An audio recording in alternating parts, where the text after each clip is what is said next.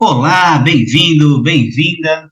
Eu sou o Juca Andrade, capitão amador, instrutor de vela oceânica na Cusco Baldoso, e esse é o nosso curso de navegação astronômica pela passagem meridiana do Sol, aula 1. Quando a gente aprende a navegar, quando a gente está lá na aula de mestre amador, a gente tem contato com a definição de navegação do Minguins, no seu livro Navegação, a Ciência e a Arte, que é aquela clássica de que a navegação é a ciência e a arte de conduzir com segurança um navio ou embarcação de um ponto a outro da superfície da Terra. Essa é a definição clássica e o que a gente tira dela é que a navegação é tanto ciência quanto arte, porque além de conhecimentos teóricos, é, devidamente catalogados, sistematizados e passíveis de comprovação, como toda ciência, parte do que a gente faz quando navega depende da nossa intuição, do nosso feeling, de algo que é mais pessoal, íntimo, personalíssimo.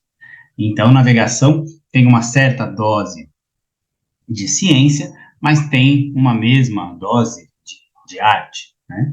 Isso explica porque em regatas, por exemplo, da classe laser, os veleiros são absolutamente no mesmo padrão, tamanho, tipo, são todos congruentes, são todos equivalentes, e num determinado momento, um iatista consegue abrir uma distância em relação ao segundo colocado de 5, 6 vezes a distância do tamanho do barco, né? Como é que se explica isso? Se todos têm a mesma formação, estão com o mesmo equipamento, na verdade é o talento individual, né? Navegação é ciência e arte. Com a navegação astronômica não é diferente, né?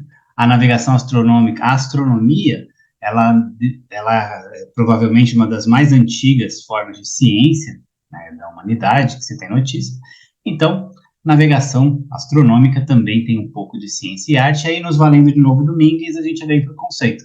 Navegação astronômica é um método de navegação em que o navegante determina a sua posição ou obtém outras informações úteis para a segurança da navegação através de observações dos astros. Para a gente que hoje tem um celular, o GPS, e consegue obter a nossa posição, nossa latitude e longitude quase que instantaneamente, talvez seja um pouco difícil vislumbrar o quão revolucionário foi a navegação astronômica. Você conseguir, de repente, com relativamente poucos recursos, nenhum recurso tecnológico, eletrônico, todos recursos analógicos, saber onde que um navio estava no momento em que você já não via mais a estrela polar, não tinha nenhuma referência de terra, e acertar essa posição. Isso foi revolucionário e levou muito tempo. A questão da navegação astronômica ela foi resolvida de forma mais definitiva mal tem 200 anos, e o que 200 anos em escala evolutiva não é absolutamente nada. Quando a gente pensar em navegação, a primeira navegação foi feita, provavelmente, de forma terrestre pelo homem que habitava as cavernas, o homem pré-histórico, o homem primitivo.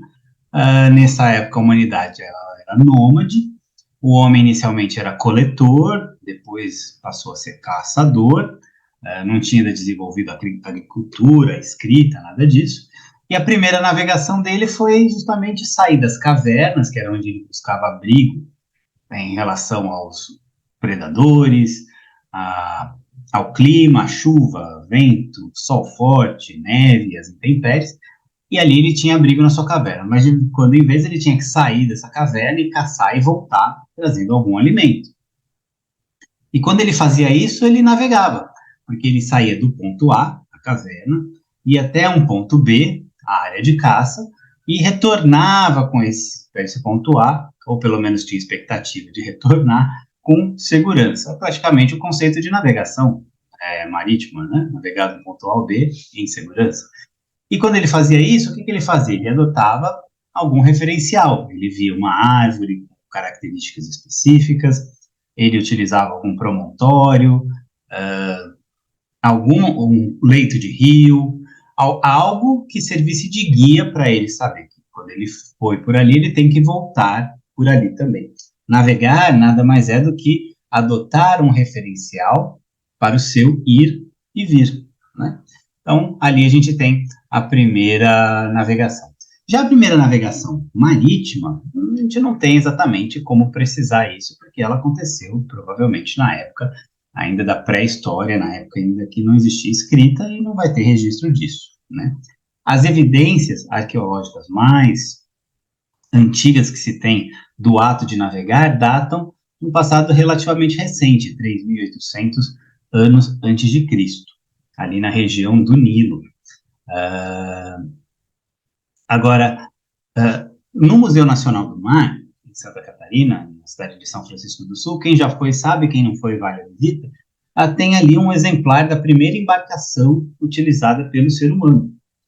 E até de forma bem humorada, mas a gente para pensar. É um tronco, né? Provavelmente foi um tronco de árvore que foi utilizado como auxílio à flutuação e permitiu que o homem navegasse pela superfície, fosse de um rio, fosse até do mar, e se deslocasse de um ponto ao outro, do ponto A até o ponto B. Se a gente parar para pensar direitinho, o que aconteceu foi que de um determinado momento, a partir de um determinado momento, os troncos começaram a serem unidos e com isso o homem desenvolveu um tronco cada vez mais elaborado que culminou hoje num porta-aviões moderno, num navio de cruzeiro suntuoso ou também em um desses navios de carga que transportam milhares e milhares de contêineres.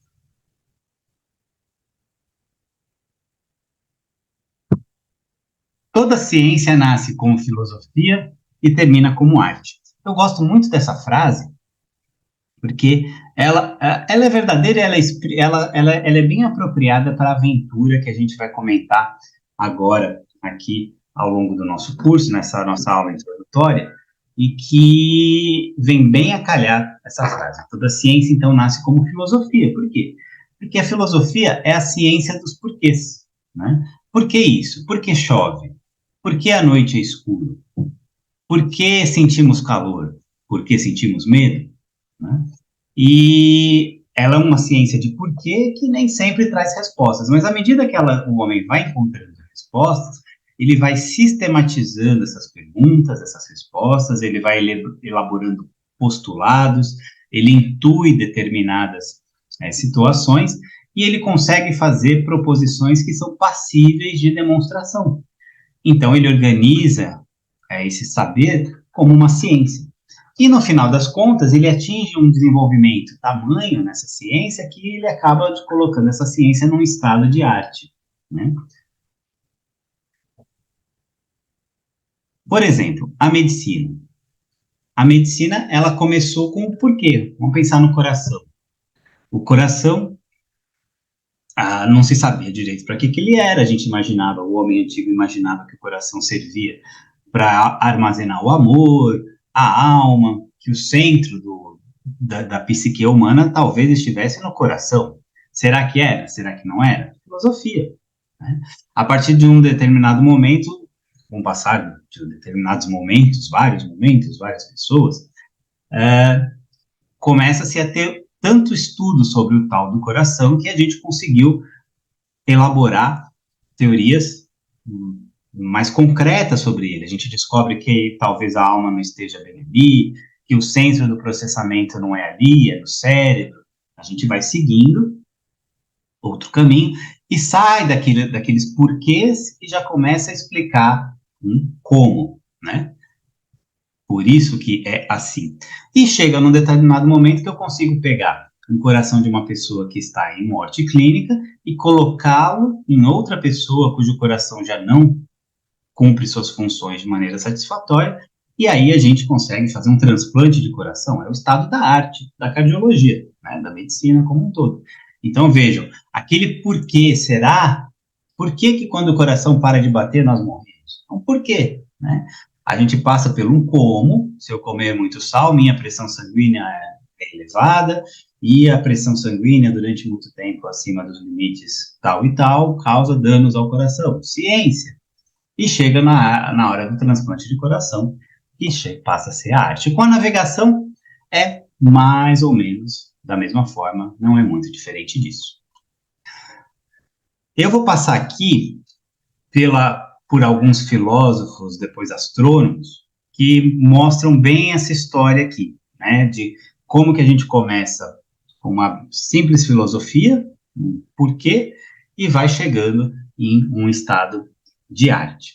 O primeiro filósofo que interessa para a gente é o Tales de Mileto. Todo mundo lembra da escola do Teorema de Tales, né?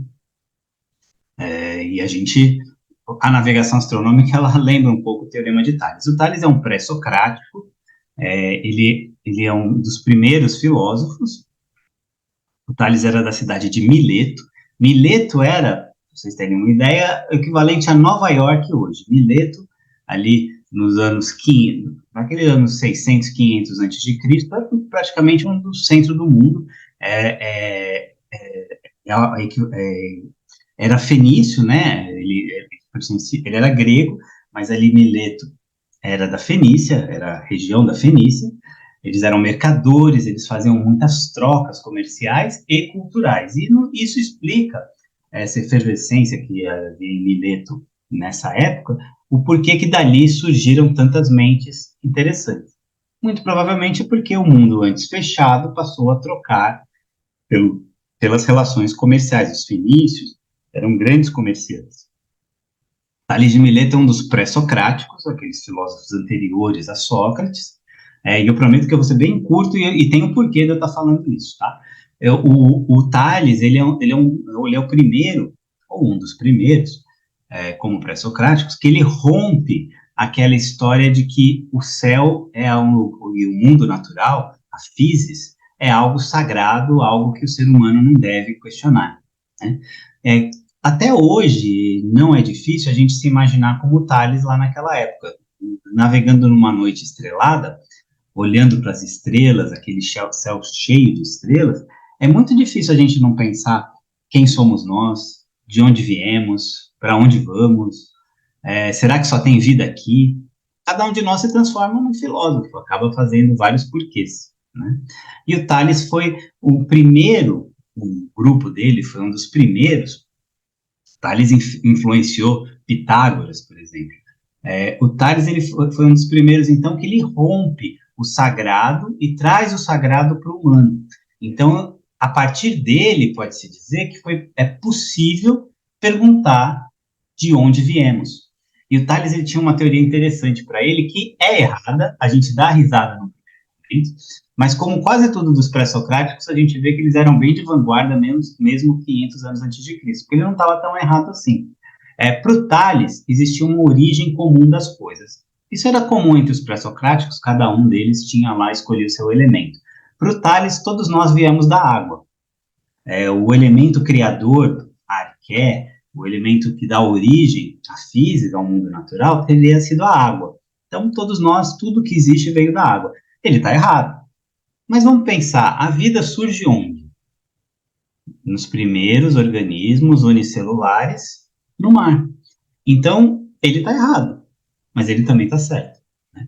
E ele também fez coisas, o Tales, já estou terminando, Tales, prometo, curso de navegação astronômica, não é filosofia, que eu gosto do assunto, eu vou invadindo aqui.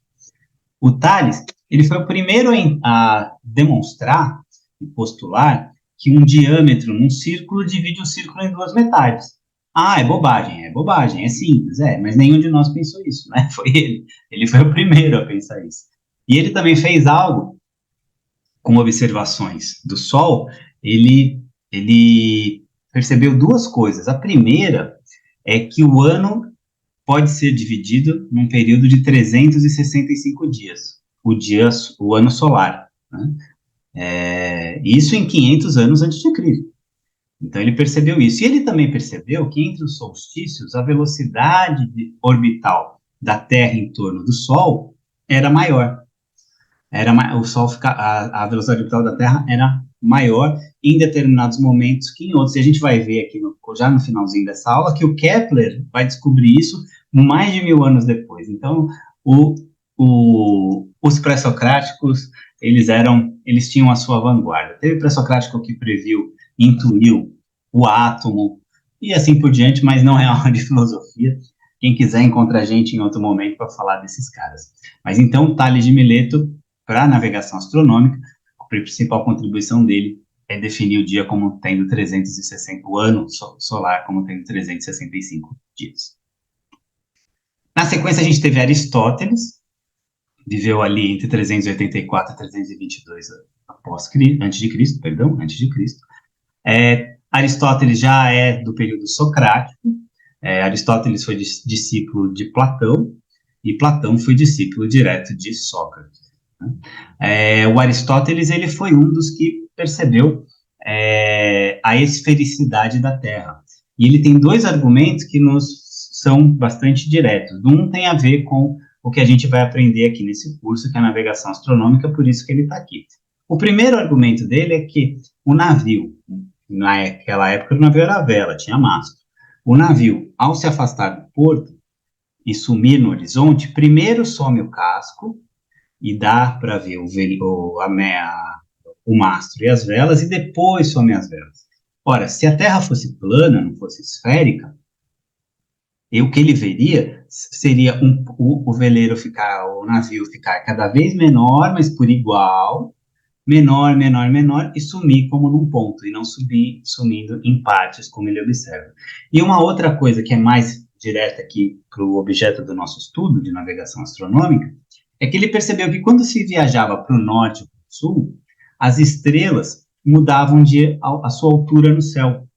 E isso sem saber, é a base, ele já podia pegar o sextante, é a base da navegação astronômica, né? Porque ele percebe que quando se muda de latitude, muda-se a altura dos astros. E essa, de novo, é a base da navegação astronômica, mas o Aristóteles fez muito mais coisa além disso, mas para a gente o que interessa é isso, e eu já prometi que não vou ficar falando aqui de filosofia. Agora, esse cara é sensacional. Tem até um QR Code aqui, se vocês quiserem depois ver um vídeo desse cara. Muita gente é fã dele. Ele é sensacional. É o Eratóstenes de Cirene. O Eratóstenes, ele fez algo que nem duvido que alguém de nós pensasse nisso.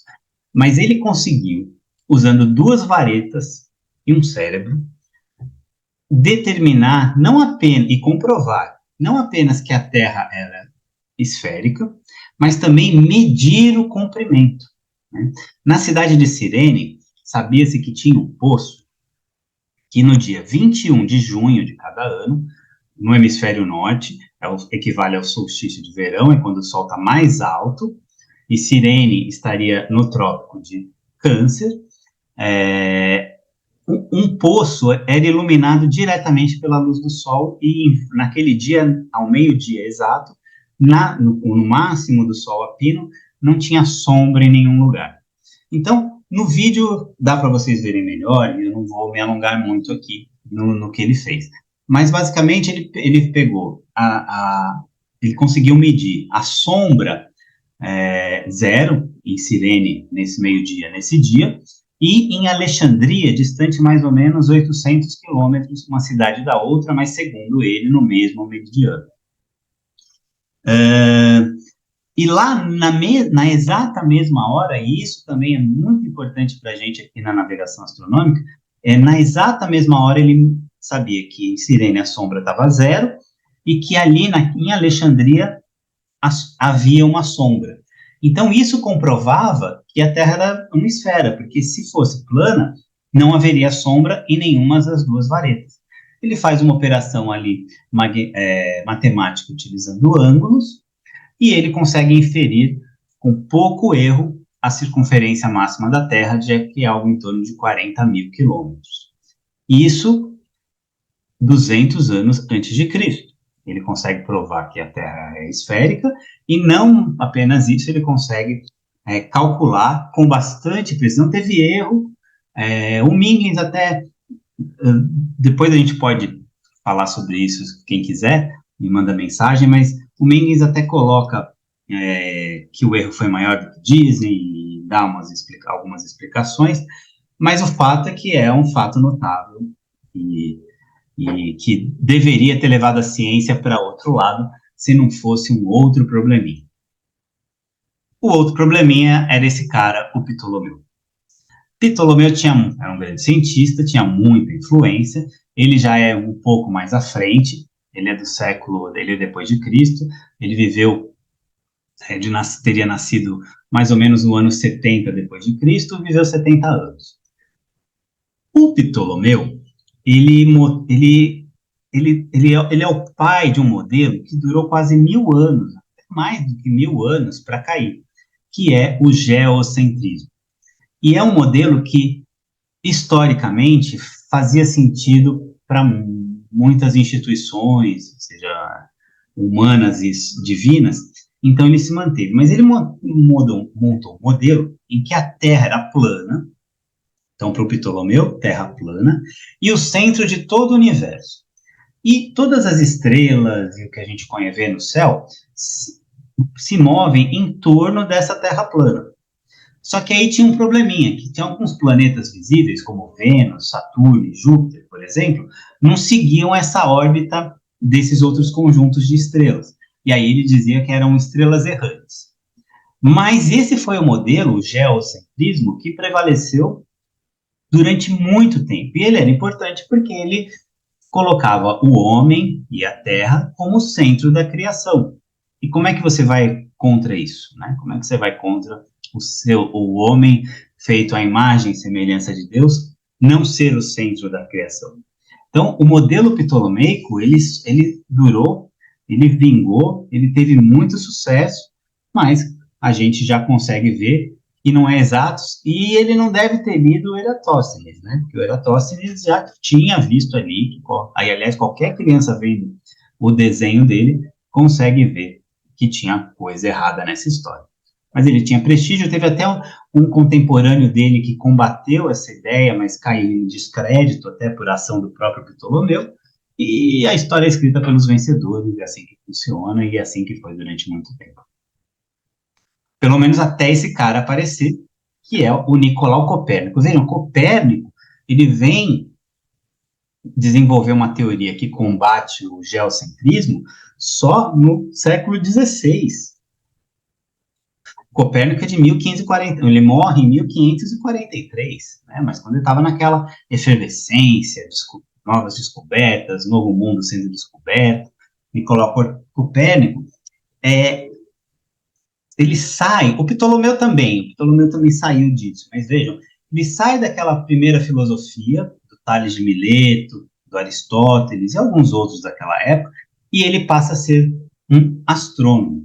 O Ptolomeu inventou isso, para ser bem justo. O Ptolomeu, ele separou a astronomia da astrologia, né? A astrologia sendo aquela ciência que estuda a influência dos astros na vida dos seres humanos.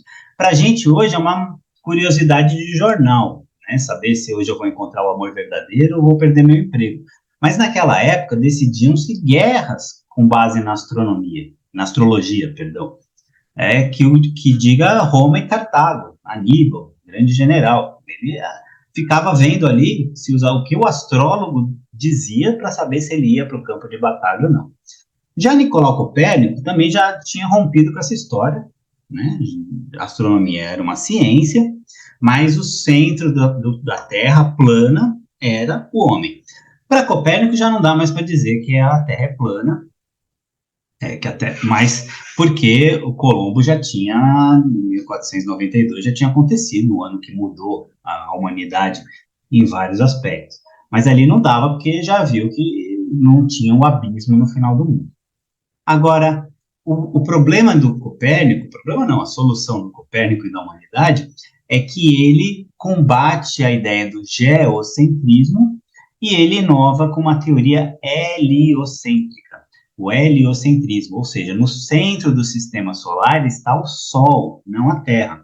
Mas isso, claro, que foi uma heresia, e o Copérnico ele só não terminou na fogueira, porque quando ele publica seu livro, Revolutionis Orbis, quando ele terminou esse livro, ele colocou no final que aquilo era apenas uma teoria e não era verdade. Seria mais ou menos como isso foi apenas um sonho, né? E ele conseguiu escapar, ele também morreu logo depois da publicação, e assim foi. Mas teve um cara, logo depois dele, que disse, não, peraí, esse negócio aqui, vamos investigar melhor.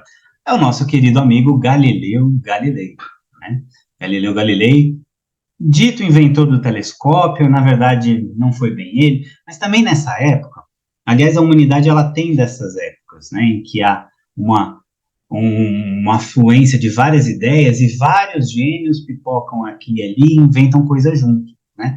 Com a teoria da evolução das espécies, de Charles Darwin foi assim, a aviação foi assim, né? Para os americanos foram os irmãos Wright que inventaram o avião, para o brasileiro foi quem inventou mesmo, que é o Alberto Santos Dumont, para o francês também foi o Alberto Santos Dumont, mas na verdade talvez tenham sido os dois, enfim.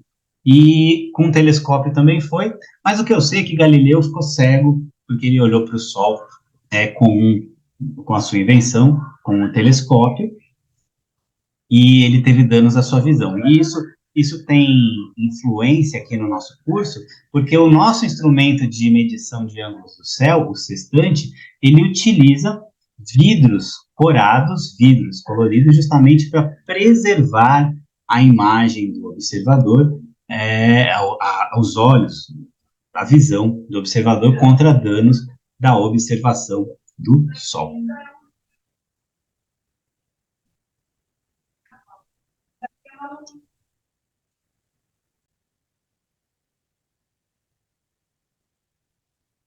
Galileu Galilei, ao contrário do Nicolau Copérnico, ele vai ter problemas com a Inquisição e ele é condenado. O perdão dele veio só com o Papa João Paulo II há bem pouco tempo, e a condenação dele foi de à prisão domiciliar, e todos os dias ele tinha que negar verbalmente que a Terra, que ele acreditasse que a Terra fosse o centro do universo, porque ele consegue demonstrar, melhorando os trabalhos de Nicolau Copérnico, que a teoria do heliocentrismo era mais correta, que na verdade era a Terra esférica que girava em torno do Sol. E ele foi condenado, então, além da prisão domiciliar, a negar todos os dias que ele acreditasse nisso. E já perto do fim da vida, tem uma passagem dele que eu gosto muito, que perguntam, então, lá, né, se ele acredita mesmo que a Terra era o centro, que o Sol era o centro do universo, não a Terra. Perguntam para ele, então, você acredita que o Sol é o centro do sistema solar, do universo? Aí ele diz, não, eu não acredito, mas que é. E eu acho isso muito bacana, ele morre logo depois. E algumas vezes na vida aqui eu uso essa situação, eu não acredito, mas que é. Johannes Kepler. Kepler é um cara também muito importante, né? Todos eles, na verdade, aqui, tem outros que eu não coloquei aqui, o Halley e alguns outros astrônomos, porque senão a gente também ia até semana que vem, né? E não é curso de História da Ciência, é um curso de Navegação Astronômica, então estou me mantendo aqui dentro da nossa matéria. Todos esses que eu estou citando aqui, eles têm alguma influência diretamente na matéria que a gente está estudando aqui, que é a navegação astronômica pela passagem meridiana do Sol. O Johannes Kepler, ele formula as leis de Kepler, e ele consegue demonstrar de uma forma mais científica e profissional, como assim dizer, algo que o Tales de Mileto lá atrás já tinha incluído, que era a história, a questão de que a órbita da Terra ao redor do Sol não é uma circunferência perfeita, ela é elíptica, e que a velocidade orbital da Terra em torno do Sol se alterava ao longo dessa elipse, né? Então ele tem algumas teorias, tem as leis de Kepler, que são importantes para a astronomia, não são tão importantes para a nossa navegação astronômica, que não cai na prova de capitão amador, por um lado, talvez isso seja bom, mas é interessante ver como também os pré-socráticos estavam na vanguarda, né? E Johannes Kepler vai demonstrar isso praticamente 1000 anos depois. Graças aos trabalhos de Kepler, também de outros astrônomos, esse cara aqui, Sir Isaac Newton, deita fundo nessa matéria. Newton, apesar de ser finzinho, frágil, ele viveu bastante, principalmente para os padrões da época, e, sem dúvida, uma das maiores mentes de todos os tempos. Tem aquela história da maçã que caiu na cabeça dele, e ele formulou a teoria, são aquelas alegorias, né? Mas o fato é que Newton consegue descrever mecanicamente o movimento dos astros, quando ele elabora a sua teoria da gravidade universal, de forma que você consegue prever com muito mais exatidão até que Kepler, ele melhora muito a precisão da posição estimada de um determinado astro num determinado momento. Então, eu sei onde a Lua estará no dia 29 de março de 2024. Eu sei onde Marte estará, eu consigo determinar isso e criar tabelas. Né? E isso é muito importante para a navegação astronômica, porque mesmo só usando o método mais simples, que é a passagem meridiana do Sol, nós usamos tabelas para determinar e corrigir posições de astros no universo, dos astros, né?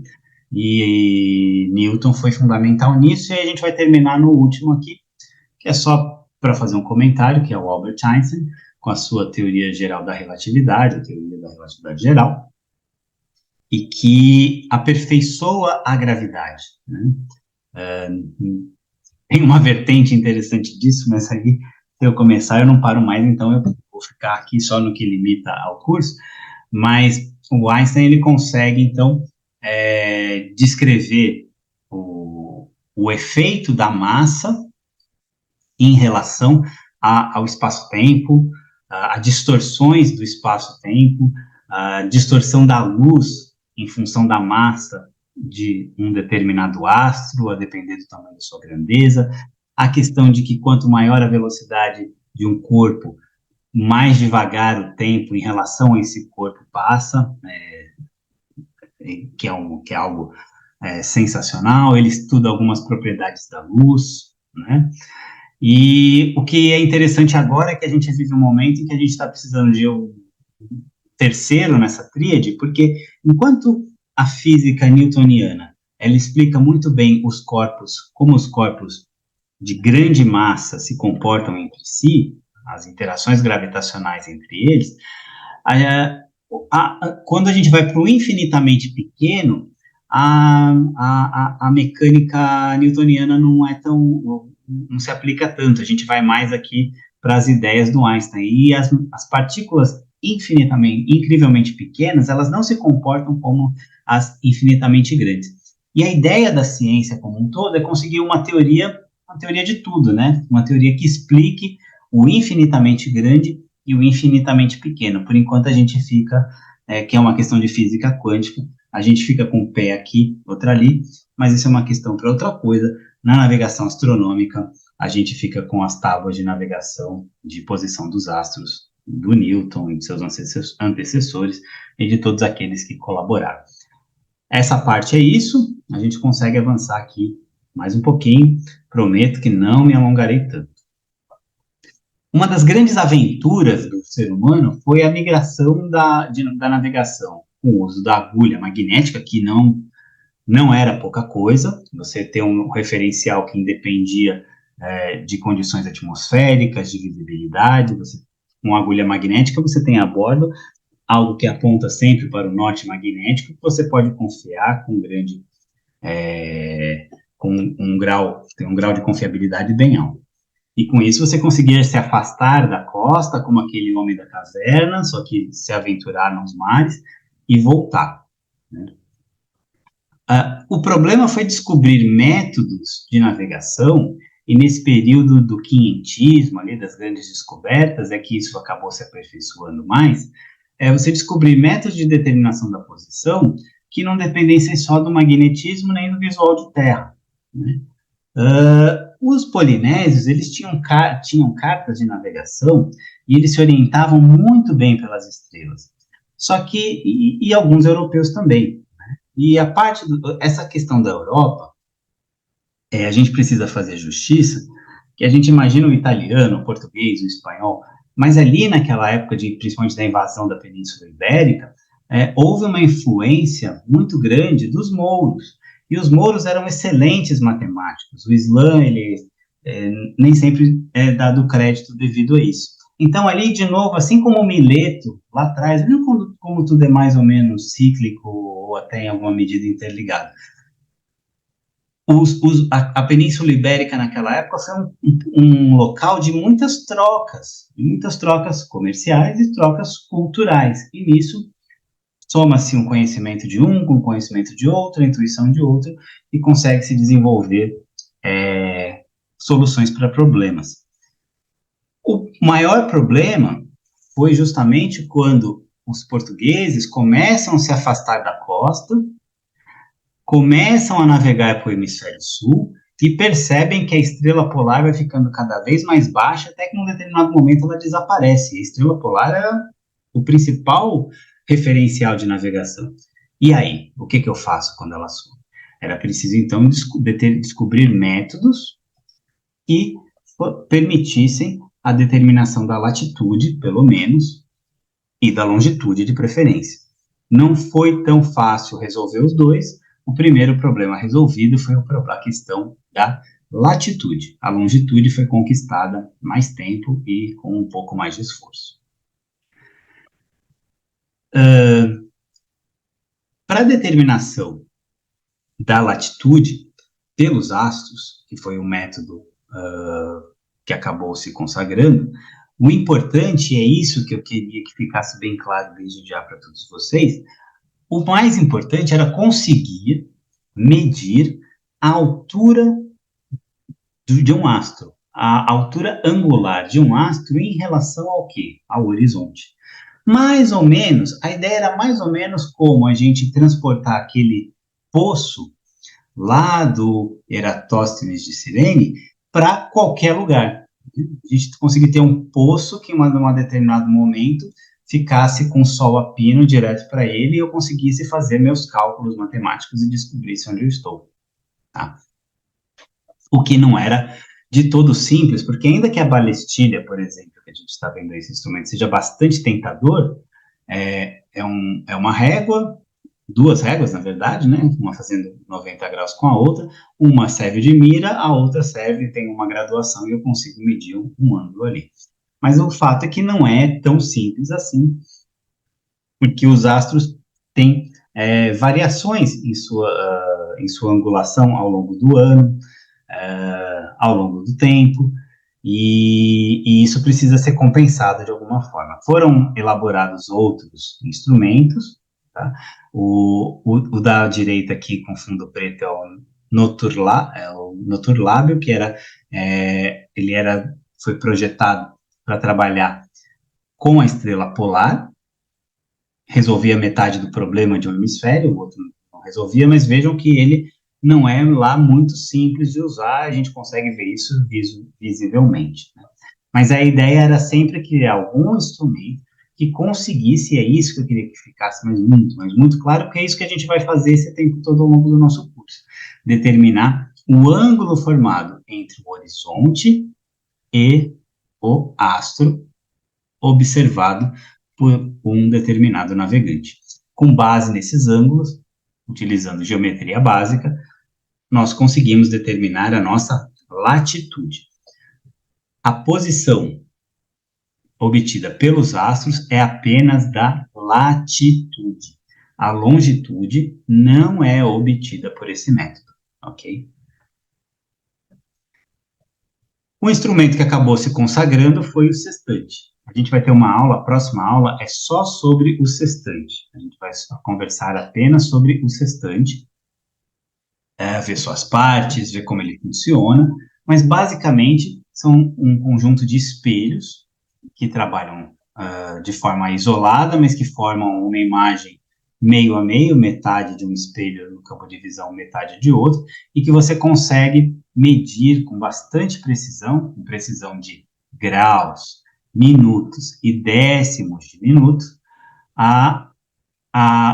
o ângulo formado entre o astro visado, que no caso do nosso curso de capitão amador é o Sol, e o horizonte. Com base nessa observação, nós conseguimos fazer operações matemáticas, em 3 etapas, e com essas 3 etapas nós conseguimos corrigir erros, seja o erro do próprio instrumento, seja erro decorrente da altura do observador, seja um erro decorrente da reflexão, da refração da luz na atmosfera terrestre, e aí a gente consegue determinar a nossa posição em relação à linha do Equador, a nossa latitude. É essa primeira parte que a gente vai trabalhar aqui no curso. Uma segunda parte vai ser para a determinação da longitude.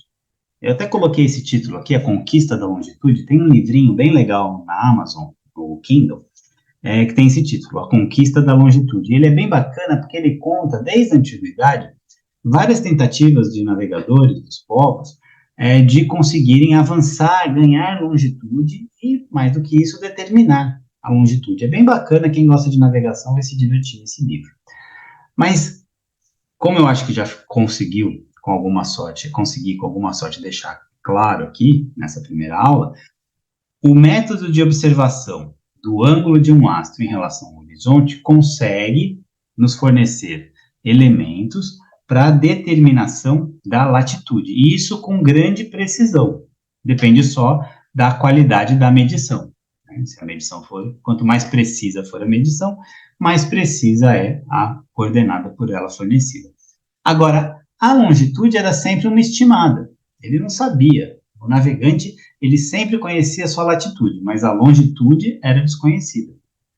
Os astrônomos reconheciam que a longitude poderia ser determinada pela comparação da hora local, da hora de onde eu estou, com a hora de um meridiano de referência, que acaba sendo o meridiano principal, o meridiano zero, o meridiano de Greenwich.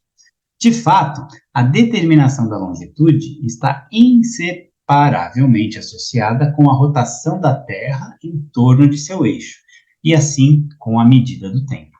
É uma simples regra de 3. O problema, e esse foi o grande desafio, foi a determinação da hora exata, seja no meridiano de referência, seja no meridiano local.